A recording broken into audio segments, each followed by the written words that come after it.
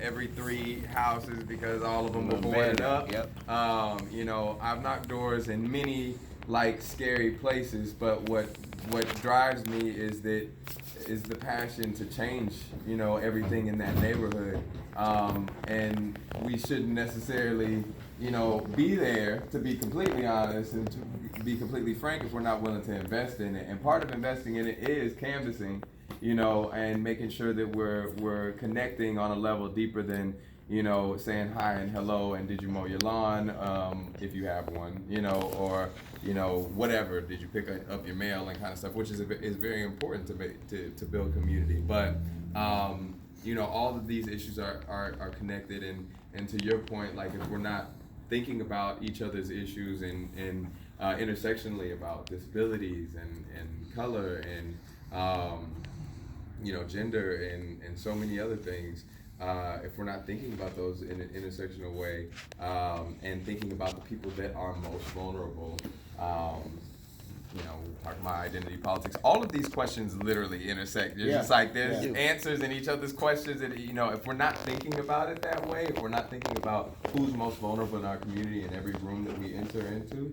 every space that we enter, every community that we enter into, if we're not trying to figure out who the most vulnerable is and making sure that we focus on that person to liberate that person and all of their intersections so that we can dismantle all forms of oppression, all layers of oppression inevitably, you know, as we rise up, then we're not doing it right.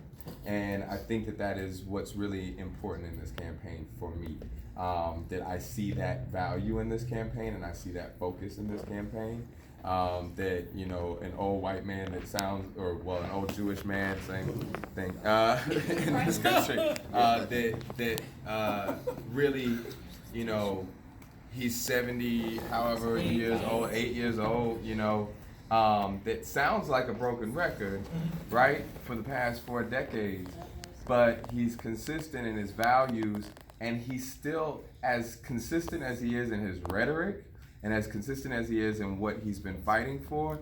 He's still open to change in a very strange way. He actually listens, and he's like, oh, okay, you know what, you're right. Yeah. Let me do this. He knows that he doesn't know everything. He knows that there's nuance to everything, which is another thing that we're going to talk about with your question.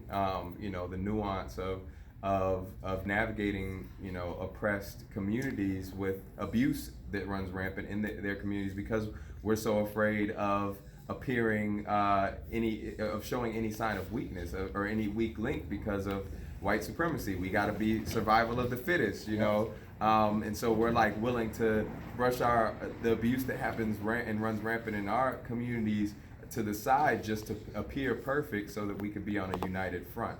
You know, which was a problem with many movements, you know, but you know, we can get around or whatever that, hopefully that gives you some insight into what I'm talking about.